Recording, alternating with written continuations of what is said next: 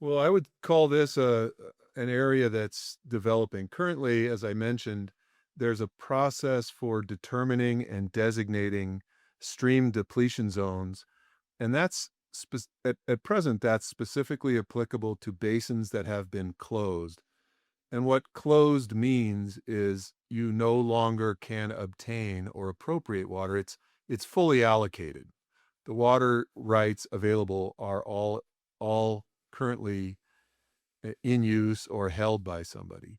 There's a process you can go through for permitting. It typically requires a complex system of mitigation. So you're going to try and offset the impact of that new appropriation.